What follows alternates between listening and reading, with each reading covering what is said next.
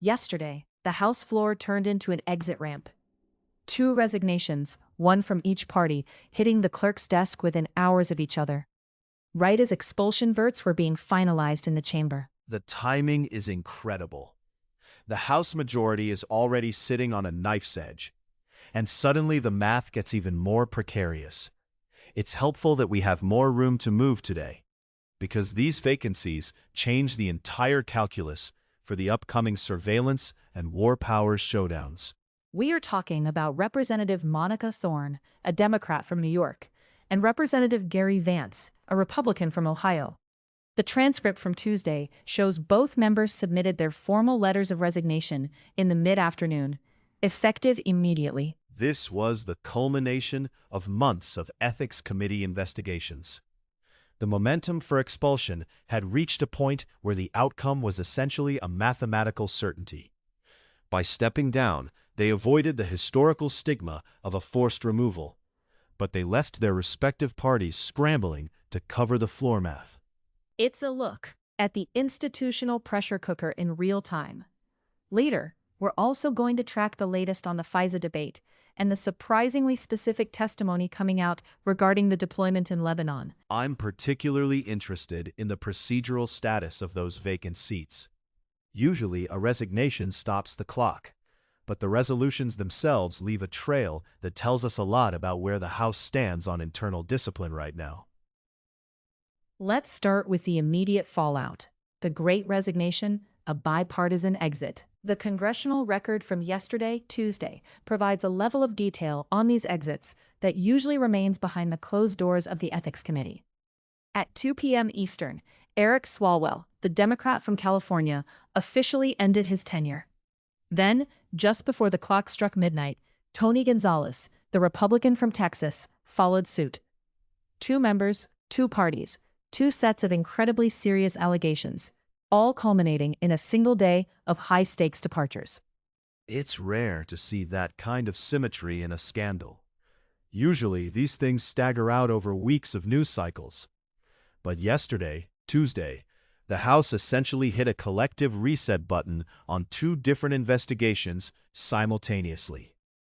Representative Swalwell had been facing a mounting wave of pressure, particularly after the San Francisco Chronicle released that expose detailing allegations from 5 different women, including a former staffer. We saw the Manhattan District Attorney's Office get involved, and even fellow Democrats like Senator Ruben Gallego of Arizona were calling for him to step down. The record actually includes the full text of Swalwell's resignation letters to Speaker Mike Johnson, the Republican from Louisiana, and Governor Gavin Newsom. In his letter to the Speaker, Swalwell tries to walk a very narrow line. He writes, quote, "I will fight the serious false allegations made against me. However, I must take responsibility and ownership for the mistakes I did make." End quote. He also took a direct shot at the procedural speed of all this, saying, "Expelling anyone in Congress without due process, within days of an allegation being made, is wrong."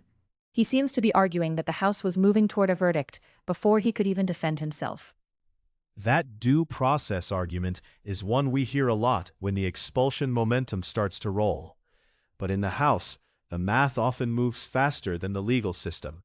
Representative Anna Paulina Luna, the Republican from Florida, had already been signaling a forced expulsion vote. When you have the FBI Director Kash Patel inviting a member for questioning and a criminal probe active in New York, the political floor starts to give way. Swalwell basically acknowledged that by saying it would be wrong for his constituents to have him distracted from my duties. It's the classic exit strategy: frame the resignation as an act of service to the district rather than a concession to the allegations.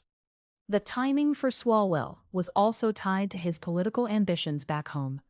He'd already suspended his campaign for governor of California over the weekend after his endorsements started to evaporate.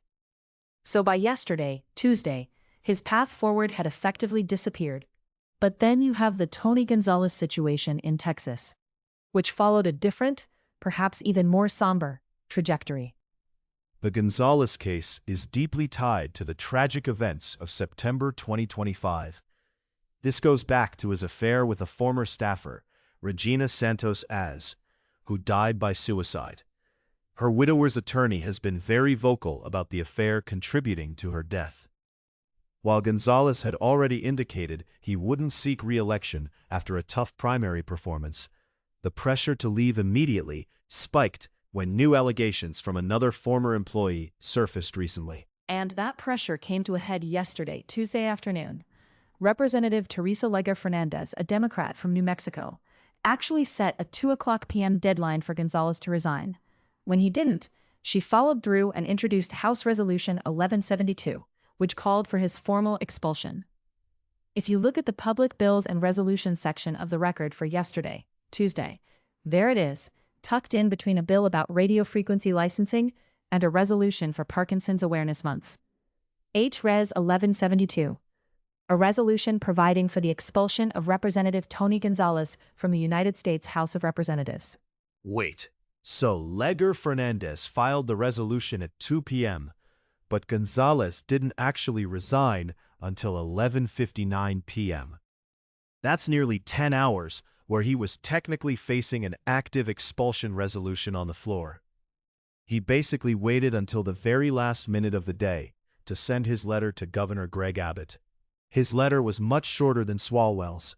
No mention of the allegations, no defense of his record, just a brief note saying, "It has been my privilege to serve the residents of Texas' 23rd Congressional District." It's a study in two different styles of departure.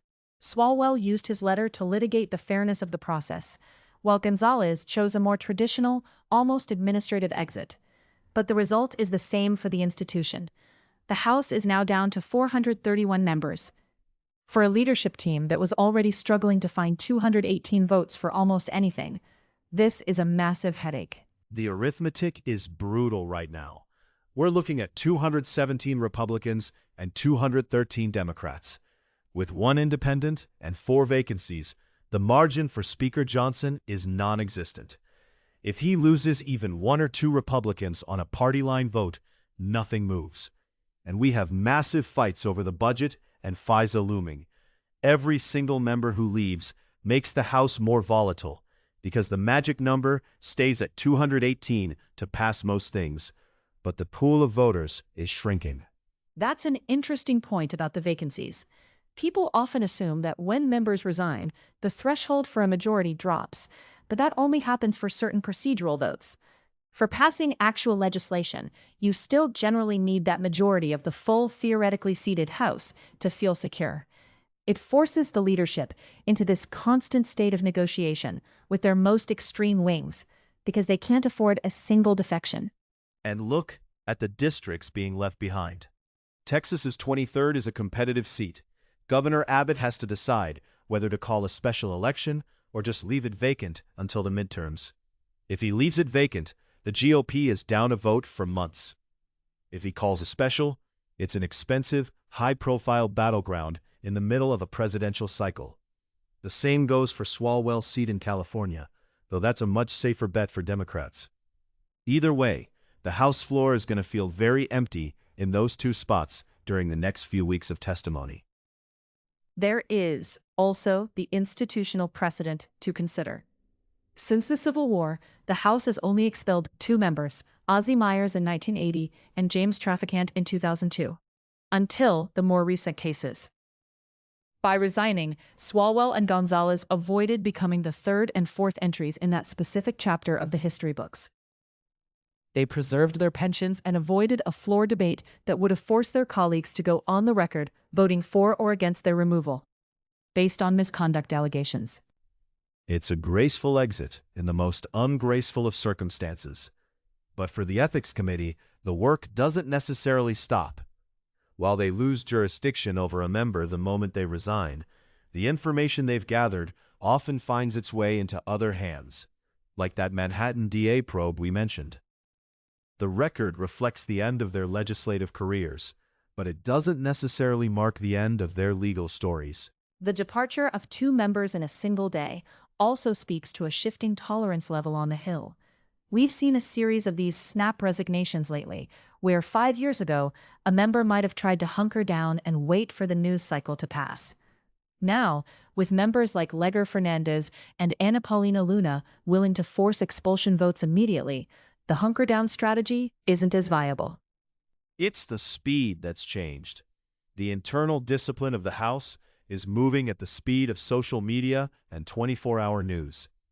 When an allegation drops on Monday, the expulsion resolution is ready by Tuesday afternoon. That's a fundamentally different environment than the one Myers or Traficant navigated. It makes the floor math even more unpredictable for the party leaders, who are essentially presiding over a shifting landscape. The focus now shifts to how these vacancies impact the immediate legislative calendar. We saw a lot of movement yesterday, Tuesday, on foreign policy and surveillance, areas where every single vote is contested.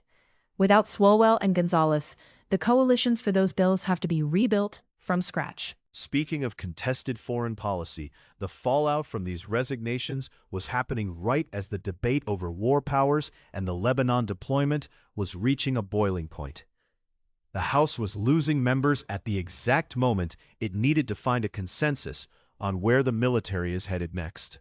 That brings us to our next major story from the record. If you thought the domestic math was complicated, wait until you see what's happening with the authorization for the use of force.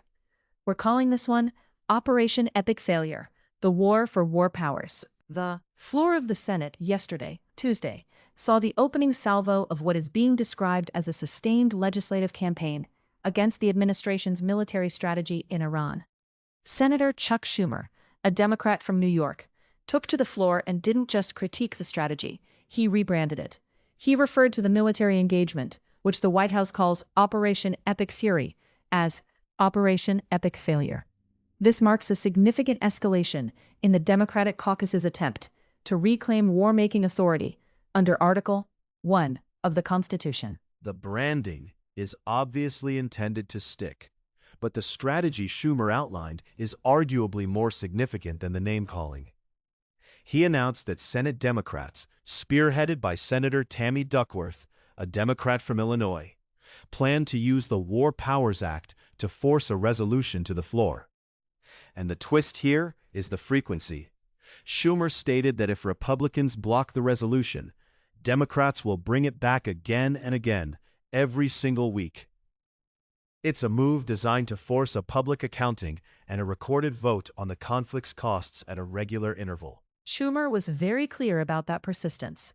If you look at the record from yesterday, Tuesday, he said, if Republicans block it, we will vote again and again and again, every single week, until Operation Epic Failure ends or Congress does its job.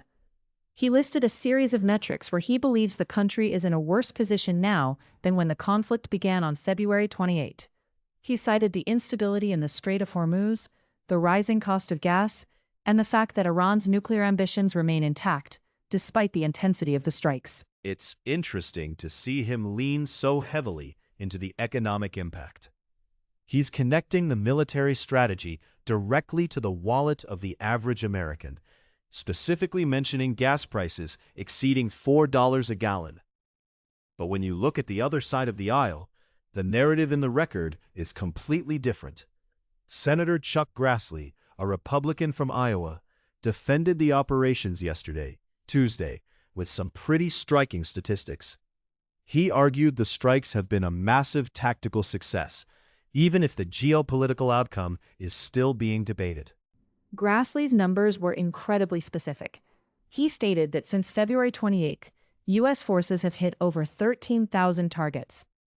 He claimed that 85% of Iran's defense industrial base has been destroyed, along with 150 warships and 70% of their ground control facilities. To Grassley, this isn't a failure, it's a necessary neutralization of a threat. He framed it as the president exercising his responsibility as commander-in-chief to prevent Iran from ever acquiring a nuclear weapon, which he calls a foundational national security priority. There is a real tension there between the tactical data and the strategic outcome. Grassley is looking at the 1,000 attack drones and 700 ballistic missiles intercepted as proof of efficacy. He even credited the administration's firm posture for the current 2-week ceasefire. But while he was celebrating those numbers, he also paused to honor the human cost, specifically mentioning SGT Declan Cody and MAJ Jeffrey O'Brien, 2 soldiers from his home state of Iowa who were killed in the line of duty. It brings the abstract debate over war powers into a very somber, concrete reality. That human cost was echoed over in the House by Representative Joe Courtney, a Democrat from Connecticut. He noted that 13 American soldiers have now lost their lives since this began. But Courtney went deep on the economic data as well, citing a real-time war cost tracker from Brown University. He claimed that as of yesterday, Tuesday morning, American consumers have paid nearly $20 billion in additional energy costs since the start of the conflict. He even broke it down by his own district, mentioning gas prices in Enfield, Connecticut, hitting $4.29 a gallon. Courtney's argument also brought up the USS Gerald Ford, which has been deployed for 294 days. That's an incredible strain on the sailors and their families. He's pushing H-Con Res 40, which is the House version of the War Powers Resolution. One point he made that I found particularly sharp was his reference to Secretary of State Marco Rubio, a Republican from Florida. Courtney quoted Rubio's own testimony from January, where Rubio said a naval blockade is an act of war. Since the president has instituted a blockade of Iranian ports, Courtney is using Rubio's own logic to argue that this is a war that requires congressional authorization. It's a clever use of the record to use a cabinet member's words against the administration's current policy. Courtney was quite emphatic that the House should not be a rubber stamp for war decisions made outside the law. He even reached back to the founders, quoting James Madison on how the executive branch is the one most prone to war, which is why the Constitution vested that power in the legislature. This isn't just a policy debate for these members. It is a fundamental argument about the structure of the government. And that constitutional argument took an even more aggressive turn with Representative Marcy Kaptur, a Democrat from Ohio. She stood on the House floor and formally objected to the way Speaker Johnson handled the recent 2-week recess. She called the recess itself unconstitutional and an abdication of Article I duties. Her argument is that by gaveling the House out during a burgeoning conflict, the Speaker essentially allowed the executive branch to spend billions of dollars and engage in a war without the House even being in the building to vote on it. Kaptur was particularly focused on the Appropriations Clause, Article 1, Section 9. She argued that no money can be drawn from the Treasury except by law. If the House is in recess and the administration is spending billions on a naval blockade and missile strikes, she's asking, where is the law authorizing that specific expenditure? It's a procedural grievance, but one that goes to the heart of how the government is supposed to function during a crisis. It really highlights the friction between the branches. While Kaptur is looking at the procedural mechanics, Senator Durbin was looking at the broader geopolitical fallout. He argued that the current mess, and that was his word for it, is actually a windfall for Vladimir Putin. His logic is that by destabilizing the Middle East and spiking global oil prices, the U.S. is inadvertently fueling Russia's oil revenues, which then funds their war in Ukraine. It's a follow-the-money argument that adds a whole different layer to the debate. Durbin also mentioned something I hadn't heard much about: the idea that the U.S. might be involved in what he called extortion-style collections for passage through the Strait of Hormuz. He was incredibly critical of the president's suggestion that the U.S. would jointly collect payments for access. He said, did we really go to war in Iran to enter into an extortion business with the Iranian regime? He's painting a picture of a strategy that has essentially flipped the global order upside down. The phrase he used, "I can't follow the bouncing ball," really captured his view of the shifting justifications. One day, it's regime change. The next, it's ballistic missiles. Then it's nuclear prevention. Then it's the Strait of Hormuz. To Durbin, the lack of a singular articulated goal is proof that the administration is improvising. This is why he's so firmly behind the Duckworth resolution. He wants the administration to have to come to Congress and define exactly what success looks like. And that brings us back to the weekly nature of this Democratic strategy. By forcing a vote every week, they are essentially creating a recurring deadline for the administration to justify the conflict. It prevents the war from becoming background noise. If you have to vote on it every Tuesday, you have to talk about it every Tuesday. Senator Tim Kaine, a Democrat from Virginia, and Senator Cory Booker, a Democrat from New Jersey, are also heavily involved in this push. It's a high-stakes game of chicken with the legislative calendar. If the Democrats keep forcing these votes, it eats up floor time that the leadership might want to use for other things. But for the members we heard from yesterday, Tuesday, like Captor and Courtney, there is no higher priority than reasserting the authority of the House and Senate. They see the current ceasefire as a window of opportunity to intervene before the conflict potentially escalates again. The record shows a chamber that is deeply divided, not just on the merits of the war with Iran, but on its own role in managing it. You have Grassley pointing to 13,000 destroyed targets as a success story, and you have Schumer pointing to $4 gas and 13 fallen soldiers as a failure. This tension over war powers is going to be a defining feature of the Senate for the foreseeable future, especially with that weekly promise hanging over the floor. It's going to be fascinating to watch how the Republican leadership responds to that. Do they allow the votes and try to win the debate on the merits? Or do they find procedural ways to keep the resolutions from ever seeing the light of day? Based on Captor's frustration with the recess, the procedural fight might be just as intense as the policy one. We are seeing a real-time test of whether the War Powers Act still has the teeth its authors intended back in 1973. The focus on the record yesterday, Tuesday, suggests that the window for a quiet, unauthorized conflict has officially closed. Whether it's Operation Epic Fury or Operation Epic Failure, the one thing it won't be is a secret. Congress is demanding its seat at the table, and they are using every tool in the Article 1 toolbox to get it. The debate over how we authorize conflict is actually mirrored in another big fight that was brewing yesterday, Tuesday afternoon.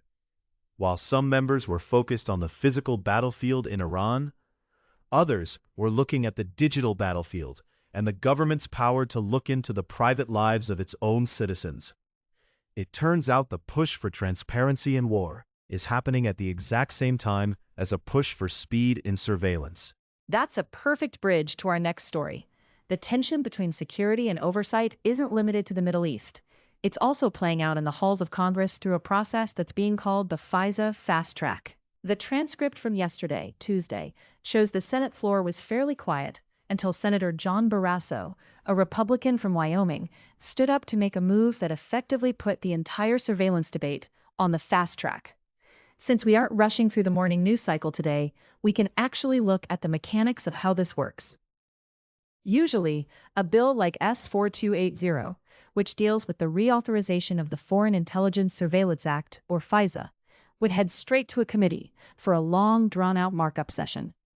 But the leadership decided to bypass that entire process using Rule 14. Rule X14 is one of those procedural levers that sounds incredibly dry until you realize it's basically a shortcut to the finish line.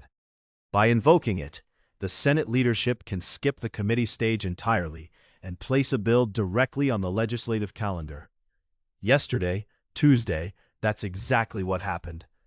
It signals that the ticking clock is finally louder than the desire for committee debate. We are less than a week away from the April 20th deadline when Section 702 authorities expire, and leadership seems determined to avoid a scenario where the intelligence community suddenly goes dark. The record captures the moment with that specific, scripted clinicality the Senate is known for. Senator Barrasso said, "Mr. President, I understand that there is a bill at the desk that is due for a second reading." After the clerk read the title, which explicitly mentions reforming authorities and providing transparency, Barrasso followed up. "In order to place the bill on the calendar under the provisions of Rule X14, I would object to further proceeding." The presiding officer then noted the objection and ordered the item placed on the calendar. That phrase, "I would object to further proceeding," always sounds so combative to an outsider. But in this context, it's actually the key that unlocks the door. By objecting to the standard process, Barrasso triggered the Rule 14 mechanism. If you're a reformer, though, that objection feels very real. Bypassing the committee means bypassing people like Senator Ron Wyden, a Democrat from Oregon, and Senator Mike Lee, a Republican from Utah. Those two have formed a very potent bipartisan duo on the Judiciary Committee, and they usually use markups to tear into the government's surveillance powers. Exactly.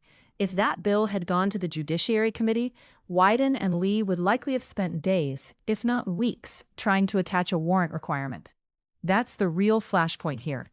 Section 702 is designed to target non-citizens located outside the United States, but it often, incidentally, scoops up the communications of Americans. Currently, the FBI can search that data without a warrant. Privacy advocates call this the backdoor search loophole, and they've been very vocal about the fact that previous reforms haven't done enough to stop unauthorized querying. The records from earlier this month show that the FBI's own data indicates a massive volume of these searches. This is where the tension lies. The intelligence community argues that requiring a warrant for every single query would slow them down during critical moments, like a burgeoning cyber attack or a counterterrorism investigation. They see speed as a necessity. Meanwhile, the reformers see the Fourth Amendment as a non-negotiable barrier that the government is currently treating like a suggestion. The use of Rule 14 suggests the Senate leadership is siding with the speed camp for now. By putting S-4280 directly on the calendar, they can bring it to the floor for a vote whenever they want, potentially jamming the House of Representatives. If the Senate passes a clean or mostly clean extension, it puts immense pressure on Speaker Mike Johnson, a Republican from Louisiana, to take it up as is before the April 20th deadline hits. And Speaker Johnson is already navigating a minefield on his side of the Capitol. You have members like Representative Thomas Massey, a Republican from Kentucky, and other hardliners who have made it clear they won't support a reauthorization that doesn't include significant warrant protections. We saw a similar drama back in March, where the House leadership had to pull a FISA bill because the internal opposition was too strong. The Senate's move yesterday, Tuesday, essentially says the time for internal negotiation is over. The deadline is the driver now. It also highlights a shift in strategy. Earlier this year, there was talk of a long-term reauthorization. Then it shifted to an 18-month extension. Now, with S-4280 sitting on the calendar, we're looking at a bill that claims to offer reform and transparency. But the skeptics are worried that reform is just a cosmetic label for status quo authorities. Senator Lee, for instance, has been pointing to the 2024 Reforming Intelligence and Securing America Act as proof that minor changes don't actually stop the FBI from querying Americans' data. If you look at the legislative history, this pattern of skipping committees happens when leadership fears they'll lose control of the narrative in a markup. In a committee room, every amendment is a headline. On the Senate floor, the leadership has more tools to limit debate and keep the bill clean. They want to present the House with a take-it-or-leave-it proposition. It's a game of chicken, where the stakes are the entire legal framework for overseas digital surveillance. It really comes down to whether the Senate can muster 60 votes to overcome a filibuster from the privacy wing. If Wyden and Lee decide to dig in, they can make life very difficult for the leadership, even with Rule 14. But yesterday, Tuesday, the first move was made. The bill is at the desk. The objection is on the record. And the countdown to April 20th has officially entered the lightning round phase. We'll be watching the floor closely over the next few days to see if any of those warrant amendments actually get a fair hearing, or if they get procedurally sidelined. It's a classic Senate power play. While they're trying to keep the digital gates locked, there's a whole different kind of containment crisis happening further south that actually made it onto the floor yesterday as well. We're moving from the digital clouds to the very physical swamps of Florida. That's right. While the Senate was fast-tracking surveillance, others were sounding the alarm on a much more visceral threat. Let's head to the Everglades for a story that sounds like a thriller, but is actually an environmental disaster in the making. Moving from the digital clouds of surveillance to the actual physical swamps of Florida, the congressional record from yesterday, Tuesday, took a sharp turn into the Everglades. Representative Debbie Wasserman Schultz, a Democrat from Florida, used her time on the House floor to detail a recent unannounced oversight visit to a facility that has become a flashpoint for the Department of Homeland Security funding debate. This is the facility people have started calling Alligator Alcatraz. It sits on the site of the Dade Collier Training and Transition Airport. If you look at the background here, Governor Ron DeSantis used emergency powers to open this site in July of 2025. It's not a traditional building. The record describes a series of massive tents built directly onto a tarmac, housing roughly 1,500 men. Representative Wasserman Schultz spent 3 hours there last week. She reported that even though federal law allows members of Congress to conduct these unannounced visits, she was blocked from speaking with the detainees. She described seeing 32 men packed into individual cages, with 8 of those cages per tent. The transcript is quite specific about the lack of sanitation and the smell of urine throughout the dormitory area. What stands out in the reporting from organizations like Amnesty International is the severity of the treatment being alleged. Their December 2025 report documented things like prolonged solitary confinement and even the use of 2-foot-high metal cages where people are reportedly held outside. They use the term torture to describe some of these practices under international law. On the floor, Representative Wasserman Schultz framed this as a direct betrayal of national values. She said, and I'm quoting from the record, "I want to tell Americans the truth about what is being done in the middle of our Everglades, in our name, and on our dime." She went on to claim that many of these men are not convicted criminals and don't pose public threats, yet they are being subjected to beatings and pepper spray. There was also a specific incident mentioned from April 2, where the phones were allegedly shut off for an entire day. According to court filings cited in the speech, when the detainees protested the loss of contact with their lawyers and families, officers entered the cages and used physical force. One account described a guard placing a knee on a man's neck while he was being kicked. The core of the legislative battle, though, is about who actually owns the problem. The Congresswoman highlighted a jurisdictional strategy that seems intended to shield the facility from oversight. Immigration is a federal responsibility, and the site is on federally protected land. Yet ICE has argued in court that this is a state-run facility. Right. By claiming it's a state entity, they attempt to bypass federal civil rights laws and environmental assessments. Florida taxpayers are footing the bill, but the facility staff told Wasserman Schultz that any population questions had to go through ICE. This back and forth over responsibility is exactly why the DHS funding bill is currently paralyzed in the Senate. Exactly. While the House was hearing about Florida, the Senate was debating the broader DHS impasse. Democrats are pushing for clean funding that includes oversight reforms, treating ICE and Customs and Border Protection more like local police departments. They've accused Republicans of trying to give these agencies a blank check to operate without accountability. Republicans, on the other hand, are pushing for a reconciliation process. They argue that the oversight measures being proposed by Democrats are just bureaucratic hurdles that prevent effective border enforcement. It's a fundamental disagreement over whether these agencies should have operational flexibility or if they need the same constraints as domestic law enforcement. And this friction isn't limited to Florida.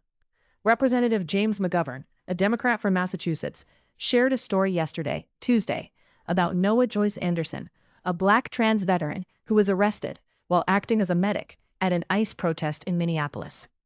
McGovern alleged that Joyce Anderson was denied medication and held in unsanitary conditions while in custody.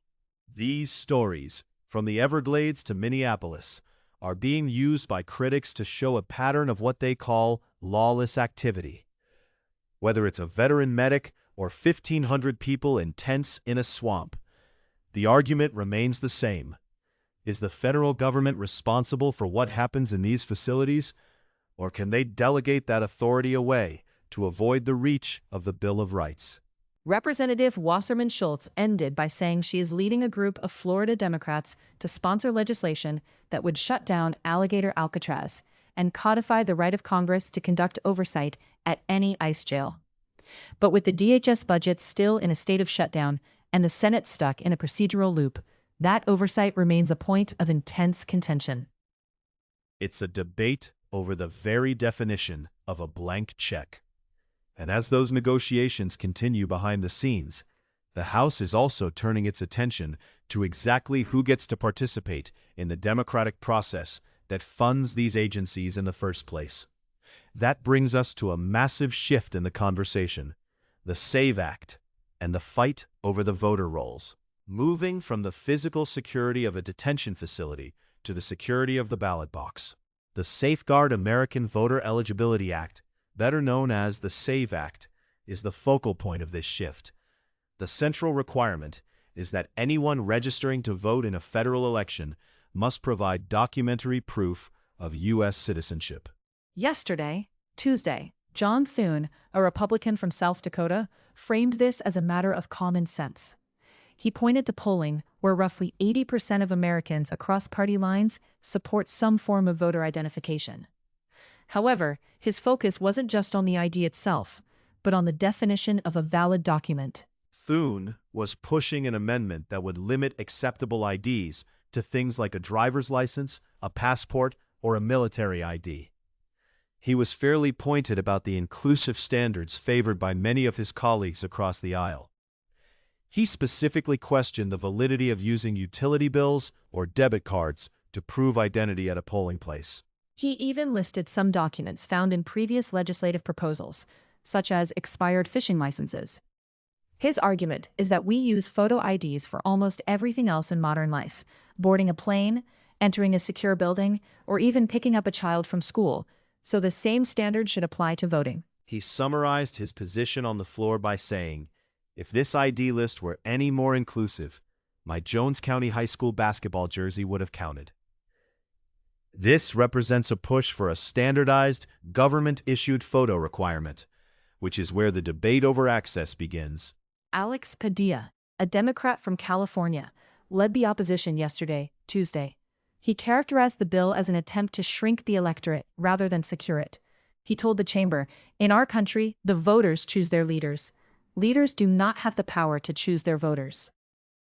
Richard Durbin, a Democrat from Illinois, followed up with data to challenge the premise of the bill. He cited a survey covering a 20-year period and claimed that out of millions of registrations, there were only 77 confirmed cases of ineligible individuals attempting to vote. He called the SAVE Act a solution to a problem that doesn't exist. The conversation then turned to the actual cost of these requirements. Durbin noted that for the millions of Americans who don't already have a passport, obtaining one costs $165. If a voter chooses to use a birth certificate instead, they face a different hurdle involving name consistency. The impact on married women was a central theme for Jack Reed, a Democrat from Rhode Island. He noted that there are roughly 69 million married women in the U.S. who have changed their names.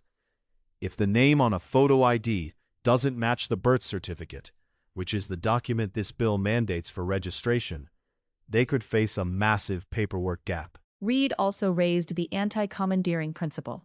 He argued that the Constitution gives states, not the federal government, the authority to manage election logistics.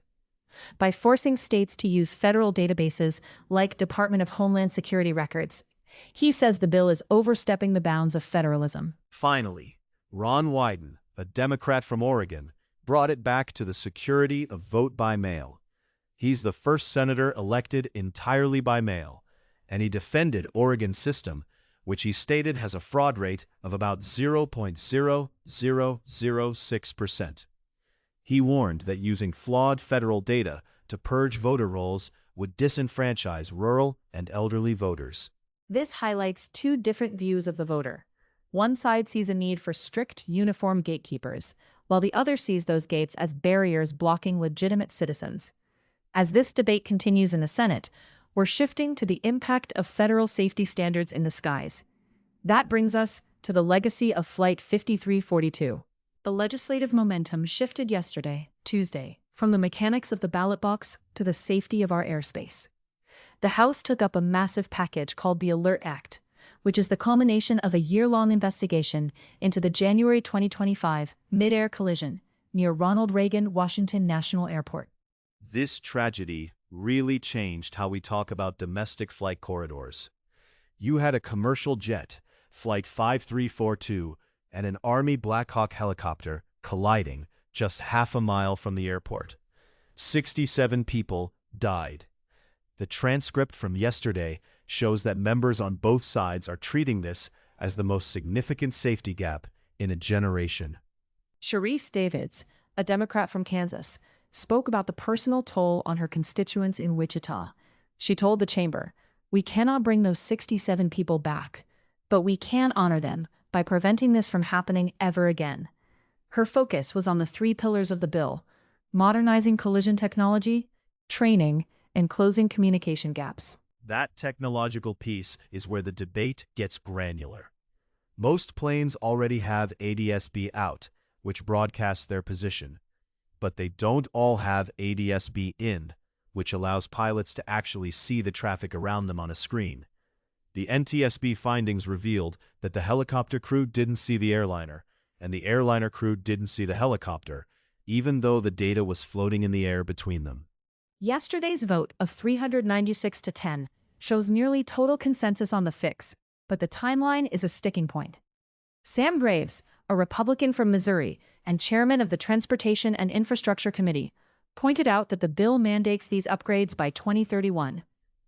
It requires aircraft to have audible alerts that give the clock position and relative altitude of nearby traffic. Wait, did any of the 10 no votes explain why they pushed back on such a bipartisan effort?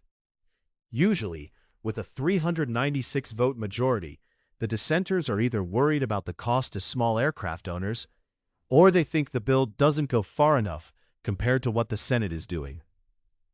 A few members, including Don Beyer, a Democrat from Virginia, noted that the bill creates some exemptions for general aviation that might need to be tightened.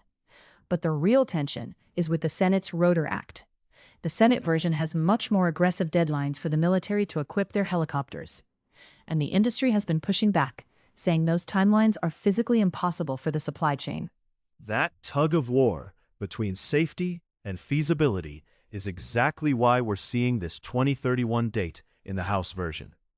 Mike Rogers, a Republican from Alabama and chairman of the Armed Services Committee, mentioned that the Pentagon had concerns about revealing the locations of classified or fighter aircraft. The House bill tries to balance that by allowing the military to keep certain transponders off during special missions, while defaulting to on for routine training in D.C. Rick Larson, a Democrat from Washington, highlighted one specific number that really sticks with you.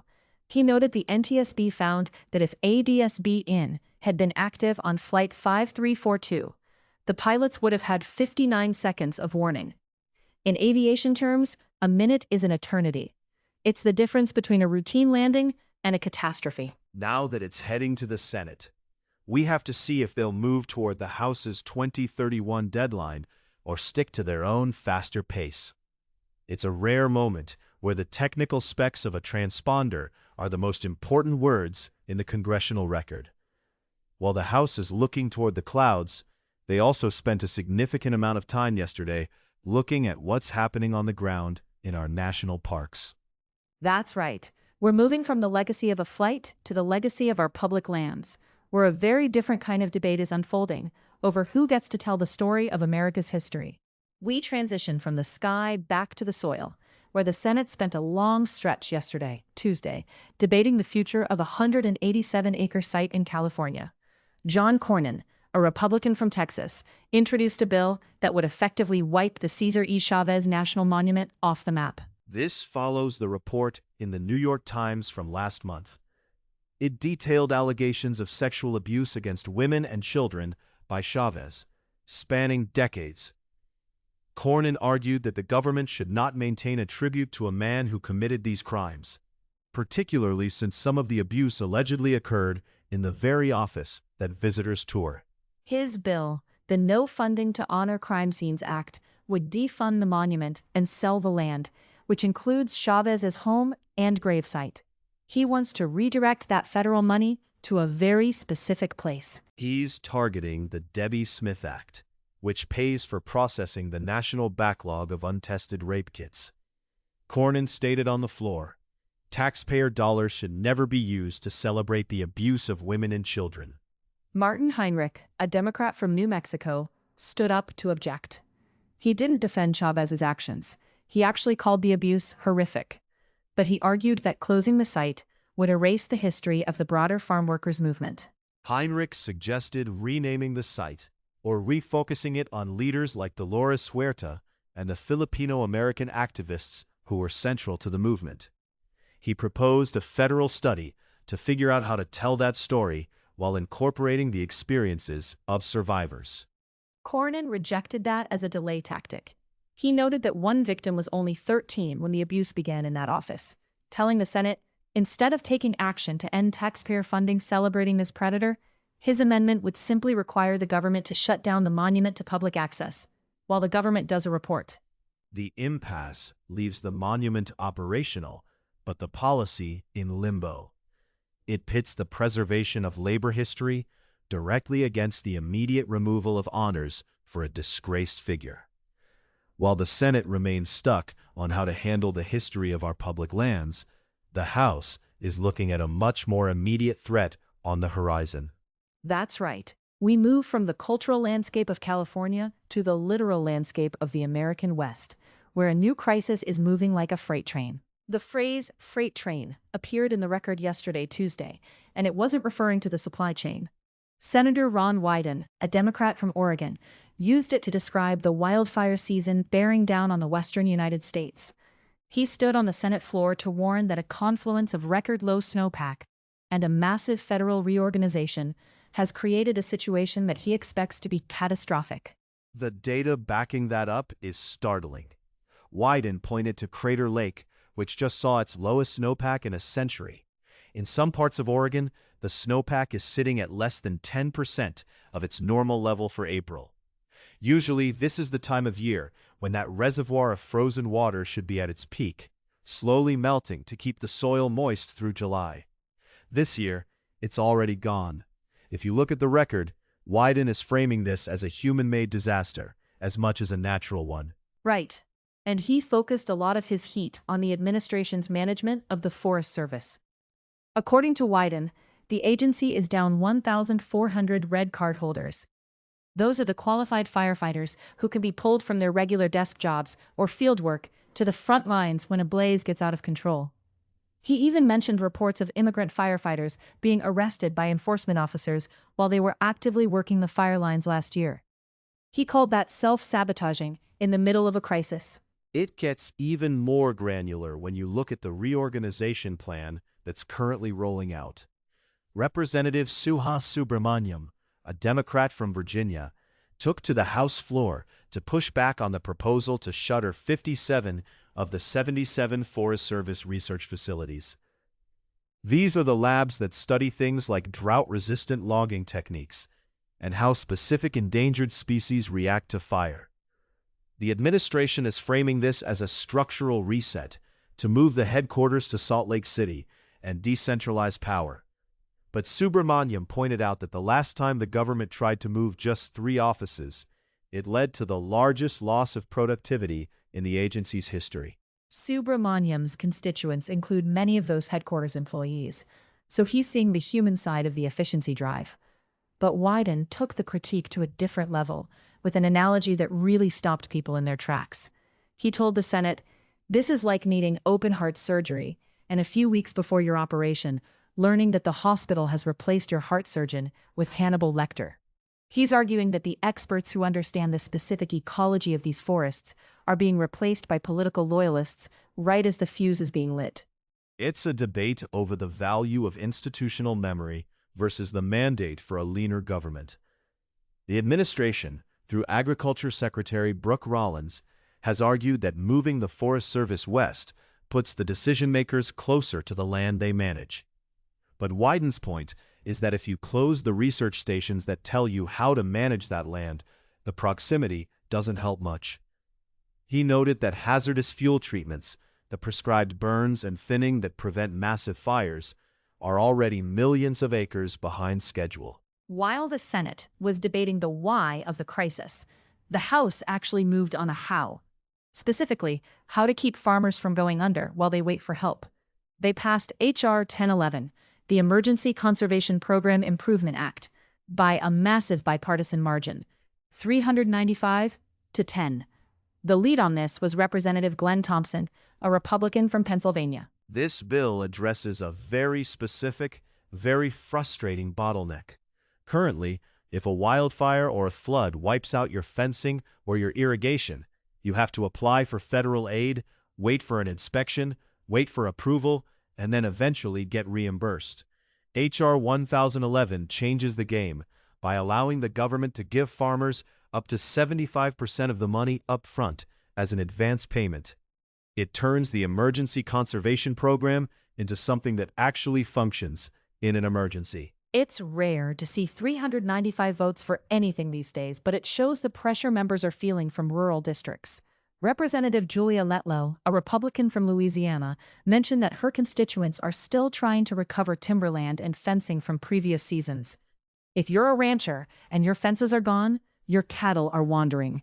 You can't wait 6 months for a reimbursement check to keep your livelihood contained. And the crisis isn't just domestic.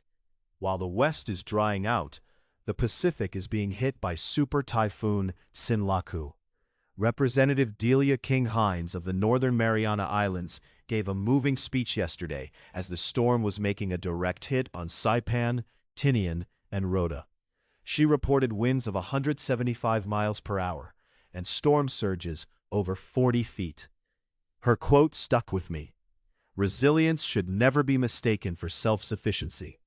She was reminding her colleagues that while islanders are tough, they are also part of this nation and need the federal government to stand with them. She was specifically asking for the Department of War, the historical name for the Department of Defense, to step in and stabilize the power grid immediately. It's a reminder that these disasters don't happen in a vacuum. They hit the economy at the same time other pressures are mounting. Representative Nanette Berrigan, a Democrat from California, connected these dots on the floor, arguing that the combination of climate disasters, new tariffs, and military spending is squeezing the middle class to a breaking point. Berrigan brought up a constituent, Jessica Hernandez, who drives a wheelchair-accessible van. She's working longer hours just to cover the gas to get her passengers to their appointments. Berrigan's argument is that the administration is spending $2 billion a day on military operations involving Iran, while ignoring the skyrocketing costs of groceries and fuel at home. She called the current tariffs a tax on working families, noting that a simple family meal in her district has become a luxury. It's an interesting contrast. On one hand, you have the administration pushing for a massive, efficient overhaul of agencies like the Forest Service and the Office of Personnel Management. Subramaniam actually detoured into the OPM's attempt to collect detailed medical data on federal employees, noting their history of massive data breaches. On the other hand, you have members like Wyden and Barragan arguing that this focus on efficiency and foreign policy is leaving the domestic infrastructure, both the literal forests and the economic safety net, completely exposed. The legislative record from yesterday paints a picture of a government trying to reorganize itself while the freight train is already visible on the tracks. Whether it's 75% advance payments for farmers or emergency declarations for typhoons, the pressure to move faster than the bureaucracy is the defining tension right now. And as the West enters this tinderbox summer, that tension is only going to tighten. That tension between protecting resources and the cost of doing so is a theme that stretches back much further than the current fire season.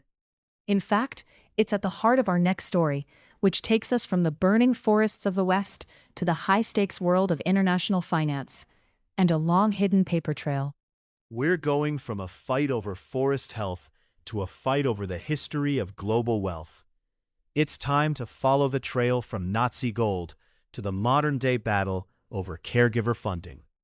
The paper trail on the House side yesterday, Tuesday, began with a successful discharge petition. Representative Maxwell Frost, a Democrat from Florida, announced that he and Representative Ayanna Pressley, a Democrat from Massachusetts, secured the 218 signatures necessary to force a floor vote on temporary protected status for Haiti. Securing those signatures is a massive procedural hurdle. It essentially pulls the bill out of committee against the leadership's will to address the status of over 350,000 Haitian nationals. Frost noted these are neighbors who have built lives here, and forcing them back during a humanitarian crisis would be, in his words, dangerous and unjust. That theme of accountability through documentation continued in the Senate, where Republican Chuck Grassley of Iowa provided a status report on his investigation into Nazi-era accounts at Credit Suisse, now managed by UBS. He claims the bank shifted from collaborative to obstructive the moment his committee announced a formal hearing. The specific friction point involves how UBS defines a document. They told the committee they withheld fewer than 150 documents from lead investigator Neil Barofsky. However, Barofsky later clarified that those 150 documents actually represent clusters containing roughly 23,000 pages of redacted or withheld material. Grassley made it clear that he isn't accepting that math. He told the chamber, "This senator was born at night, but not last night. UBS needs to quit playing games and get the job done right away." He argues the records belong to the public, saying, "After all, the information about Nazi evils belongs to humanity." While Grassley tracks historical assets, Senators Susan Collins, a Republican from Maine, and Mark Warner, a Democrat from Virginia, introduced a package to address the $350 billion in unpaid labor provided by the sandwich generation. They're looking at the long-term financial fallout for people caring for both children and aging parents. The data is pretty staggering. Collins cited studies showing 64% of women say caregiving duties have hindered their retirement goals. Currently, if you don't have a traditional paycheck because you're providing care, you often can't contribute to a Roth IRA because of the earned income requirement. The Improving Retirement Security for Family Caregivers Act would waive that requirement for anyone providing at least 500 hours of care a year.